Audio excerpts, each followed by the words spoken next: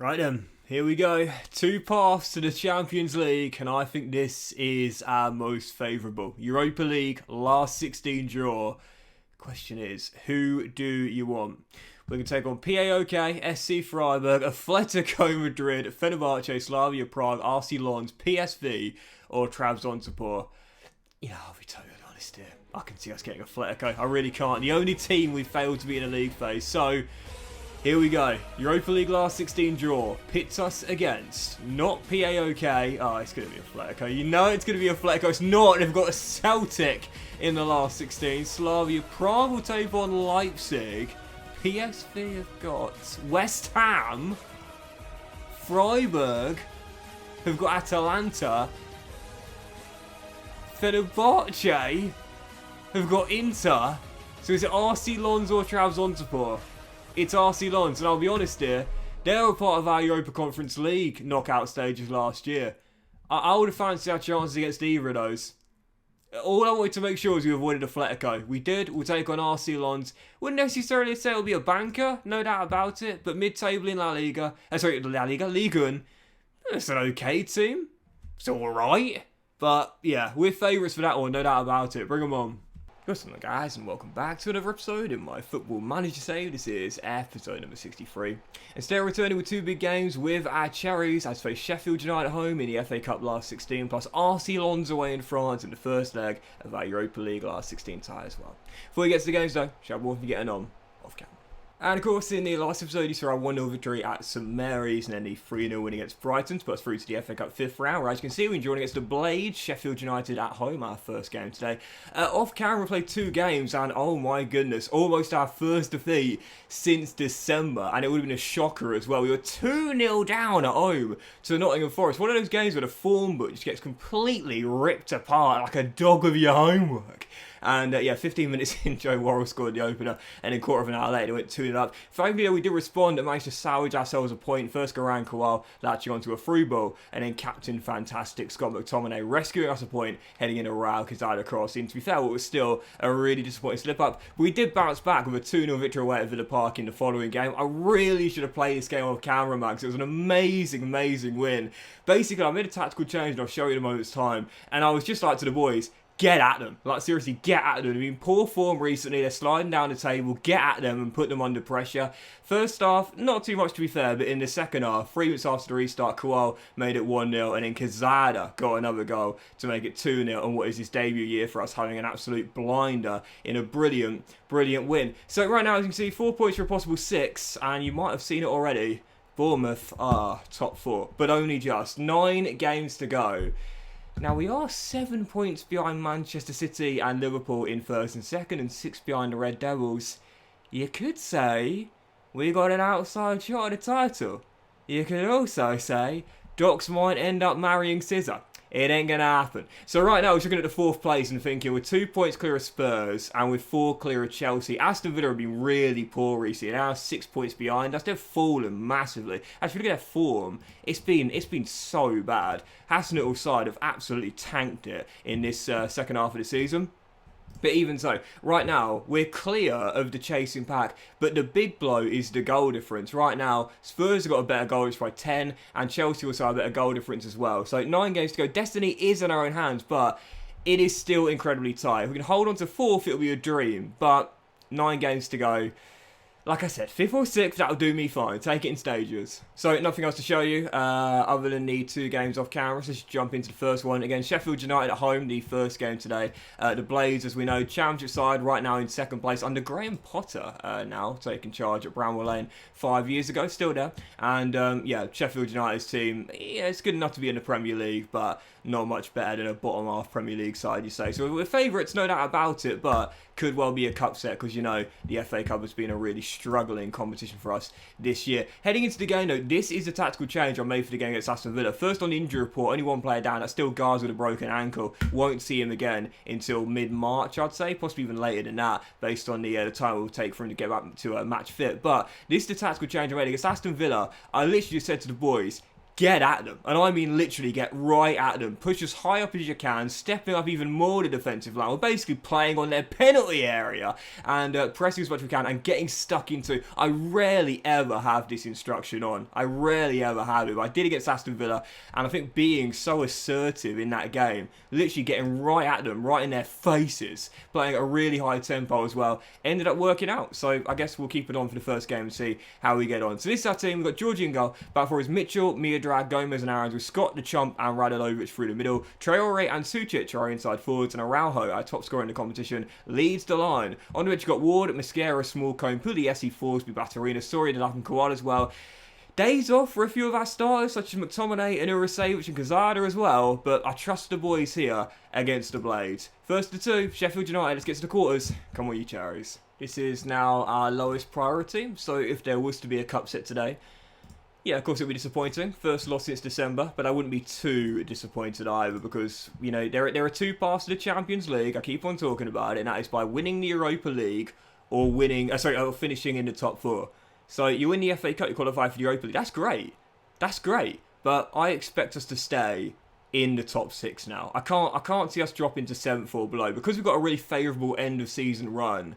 I can't see us going into a catastrophic run of form and failing to finish outside the top six. So because of that, the FA Cup now, yeah, it's silverware. It'll be a trophy we've never won before. We've never reached a Final Four in this competition, but we are far more focused now, infinitely more focused on either winning that Europa League, which I think we're one of the favourites in that competition, or finishing top four.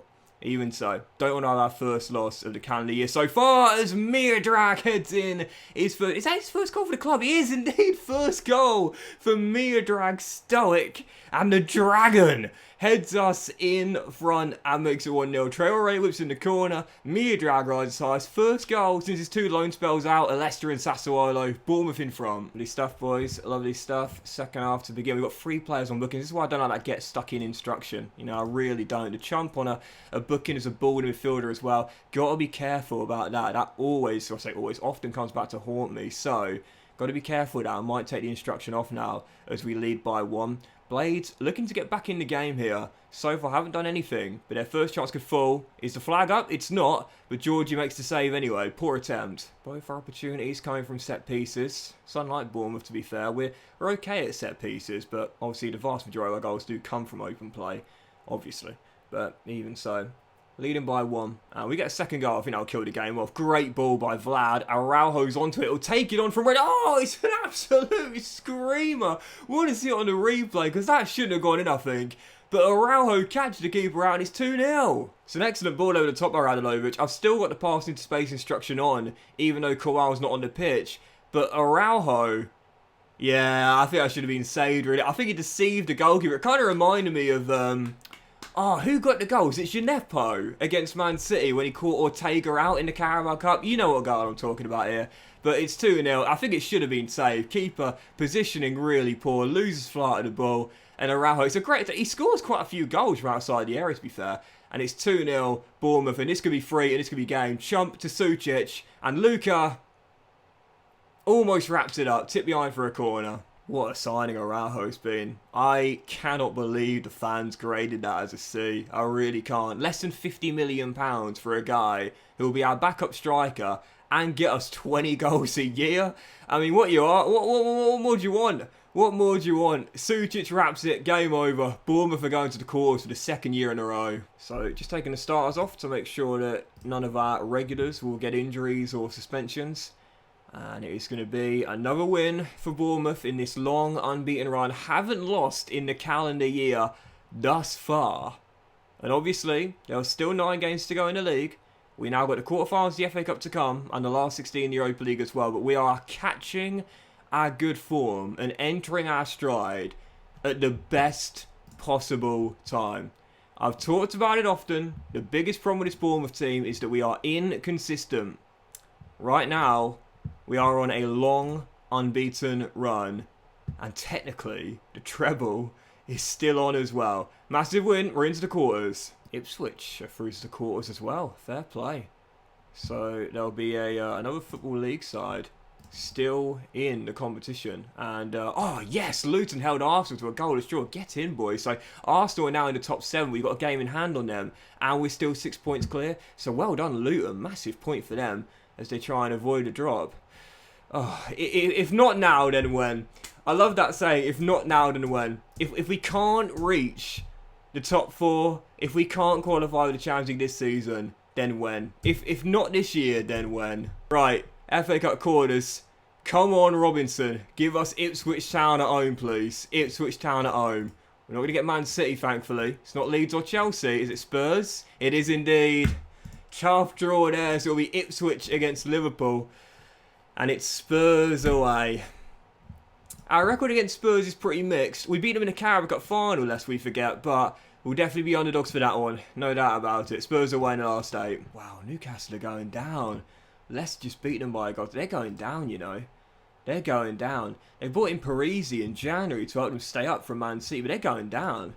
They've got such an amazing team. They brought loads and loads of new players in the summer. But they're going down. There's a few players, I've got to say, that if they do end up getting relegated, is he on relegation release clause? He's not. If they end up going down, I'm going to raid their team. There's quite a few players there. Alexander Isak, not that we really need him, but I tell you, if they end up going down, they are going to get picked apart. They've got such a good team. A small cone with the Young Player of the Year award. You'll love to see it. Good old Gaz. I don't think he's ever going to get that good anymore. I don't regret the fee I paid now, 23.5 mil, because he's been worth that, and he's still so young as well, and he'll become homegrown. But I think Gaz's ceiling was, I don't think it was that high to begin with. I really don't. And we couldn't have done much more with Gaz. I mean, it says could improve significantly, but I think his PA is probably quite low, to be fair. He's done well to swim after getting thrown in the deep end, but yeah, I can't see him becoming elite, if you will, which was my my fantasy, if you will. But anyway, so jumping into the second and final game, RC Lens away in France. By the way, Spurs just won the Carabao Cup this Wednesday night. It was another Wednesday night Carabao Cup final, and Spurs won it. Spurs have finally won their first major honour of the save. So heading into the Europa League, our Carabao Cup might have gone, but we don't mind one bit. We've got bigger fish to fry now. We want to win this Europa League. I think we are one of the favourites. I'd probably say, look at the teams that are there. I'd say Inter are probably favourites. Then probably RB Leipzig. Then maybe Atletico Madrid. And then maybe us, I think. I think we're probably like 4 favourites for this. But certainly, anything lower than the final 4, and it'll be really disappointing on our part. So, let's head into it then. RC Lens away, first leg in France. They're mid-table right now in Ligue 1. Their team is okay, but really, we are favourites for this. So, same tactical setup. A few changes to our lineup, though, and this will be our team. George Zingal, back four is now Gaz, Gomez, Mosquera, and Aarons. And midfield trios, Radulovic, McTominay, and Scott as well.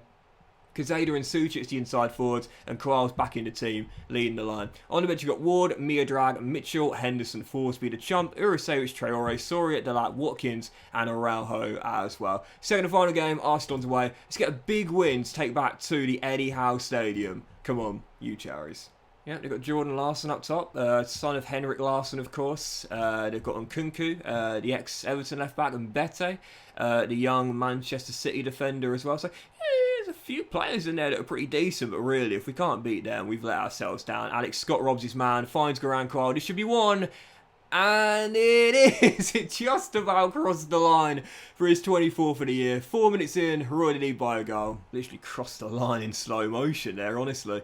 But we'll take the early goal. And I want a big win to take back home to the South Coast, because if we get that, as Quezada keeps it in play and finds Koal for our second, his second, and 25th of the year as well. If we get that, then it means that in the games that are sandwiched in between, Leicester and, you know, I think we've got Man City as well, I think, directly after next Thursday, the following weekend, I think, I might be wrong. What a brilliant piece of skill by Quezada to keep that in play and dink it into the middle as well. Then that means we can rest all our players for next Thursday night. No, we're basically through to the quarters, and then put all our attention on the Premier League games.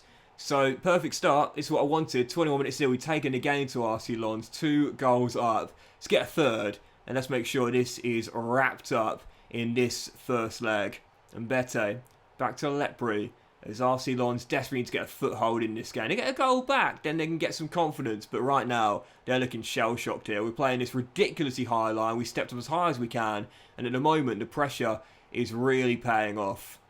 But can Lens find a goal back? There is the son of Henrik Larsson, who's just made Dad proud. Quality finish. Lens back in the game. Blimey, bit of a goal glut tonight. It was, oh, Kowal almost caught the keeper out there from 20 yards, but still 2-1. This has been a very frenetic start, and finally it calms down a little bit as we still hold a slender 1-goal lead. To be fair to RC Lens, give him some credit. Give him some credit. Could have waved the white flag very early going 2-0 down, being the underdogs. Instead, they're back in this game, and you just never know. Crespo, Larsson. Oh, he's a cracker! Absolute cracker! Lens are level! Daddy Henrik is watching on in the stands and off his seat applauding right now. Absolute belter from a Celtic legend. Son, brilliant goal. Georgie possibly shouldn't be getting beaten from there, but he has been, an RC Lens from 2-0 down have levelled it. Very disappointing. Very disappointing. We should have taken this game by the scruff of its neck. We've let Lens off the hook, and they've come back to punish us. Disappointing indeed, but Smallcombe wins it back. And then Harvey Vale intercepts Alex Scott. And here's Vallejo. And it's Larsson again. Shot blocked, and Georgie seemed to fumble it a little bit, but claims the rebound. This is poor. This is really poor. We're in complete control, and we've absolutely blown it. Last chance of the half. Smallcombe gets around his man and plays it all the way back towards Joe Gomez. I can't wait for him to piss off, honestly. He's really disappointed me since coming in and constantly complaining as well. Sucic, Kowal, was the flag up? Well, we'll find out, and yes, it was indeed up. It did seem as though it was, and the goal will not stand. Well, I don't really know what to say at half, because we're doing alright going forward, but defensively been shocking. I think I'll say to the boys here, yeah, we are doing well getting shots away, but defensively, I will say, I'm not happy. Really disappointing. Second half beginning, our fans just to get another goal, but defensively, you know, it seems like every time Lens come forward, they're going to score. We can't keep Larsson quiet tonight. I feel like Glasgow Rangers back in the noughties. I mean, seriously. Oh, Gaz, what is wrong with you? Why do you keep doing this? What's wrong with you? I can't understand. Why do you keep doing this? This is like you've been here 3 years. You've had about 10 red cards. Daddy Henrik is delighted. Daddy Docs is fuming. What is wrong with you? We can't really have a ball in midfielder now because we're down to 10 men. We just get carved open through the middle. We'd have to have 2 deep line playmakers, I feel, and just let the front 3 go forward. Those Radelovic can go through just a little bit higher.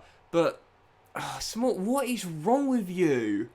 Let's take off Gomez and bring on Tyrick Mitchell. Where is he? There he is. And that'll do for now. Won't change the tactics though. I can't understand this guy. Like, I swear, how many red cards in 2.5 seasons as a Bournemouth player? No wonder Spurs are plays with 23 million. They were like, yeah, enjoy him being suspended for a third of the year, lads. Honestly, sick of it. Daddy Docs is very disappointed in you, Gareth. Very disappointed. You were supposed to be my pride and joy, mate. When I signed you from Spurs, I mean, I spent big on you because I believe... You know what it feels like? It feels like Mario Balotelli. It feels like Mario Balotelli when Mancini brought him in. Everyone else saw he's a hothead, he can't keep his composure, too many off-the-pitch issues, disciplinary issues, but Mancini believed in him. And in the end, yes, he won him some games. He won him a title. Don't forget that the only assist he got in his Man City career, the Aguero winner. What a stat that is, by the way. But even so, that's how it feels like right now. Gareth Smallcombe or Mario Balotelli, you can't tell the difference. Harvey Vale, I can't believe it. Bottle job Bournemouth. Fuck me, honestly. Like, I thought if we get this massive win, 2-0 up, take back to the Etihad Stadium. Oh my goodness, we've got to be careful here because this tie could get away from us. I'm not going to change the tactical instructions though, because going forward we look great tonight. But dear oh dear, 3 shots on target are all found the back of the net. As disappointed as I am in Gaz, Georgie, I'm also looking at you, mate. What's happened to your hands today? Holes in the gloves? What's going on? RC Lens has stunned us tonight. We thought this was going to be a banker. They've absolutely stunned us. Give them some credit. From 2-0 down, give them some credit. And this is why you never throw in the towel, boys. Why you never throw in the towel. Georgie, first shot saved tonight. I know what you're all thinking. Hang on, Doxy boy. You know you are playing like a ridiculously high defensive line and you got to get stuck in instruction on as well. Yes, I know, but... Fuck me. It's been working, what can I say? But tonight we've been undone. Daddy Henrik is absolutely loving this. His son has just netted a hat-trick against one of the favourites to win the competition. RC Lons from 2-0 down are 4-2 up. The disappointment is written all over my face. I said this is our best route to the Champions League. And we just hit a massive roadblock. And that roadblock is RC Lons. I'm not going to make changes, fuck it. 4-2. The boys have put themselves in a hole. And it's our first loss of the calendar year. I'm absolutely gone. Do you know what? Fair play. Like, fair play. I said we should batter these guys, and they've beat us 4-2 when they were 2-0 down. But it wasn't good enough, boys. It wasn't good enough. And where's Gaz? Gaz, you can appear inspired, but I'm going to give you a bollocking, mate. How many chances do I give this guy, you know? How many times has he let me down with those cynical two-footed challenges? I'm going to find him too. I very rarely find a player 2 weeks' wages, but I'm going to do for Smallco because I had enough of this. I'm getting sick of this. Is there a way to check how many red cards he's had? I guess we just go individual seasons. So he had 2 red cards in the league in his first season, and last year he had. Did he not get sent off? Actually, oh, he got 1. He got 1 red card last. That's 3, and then this year he's had 3 red cards.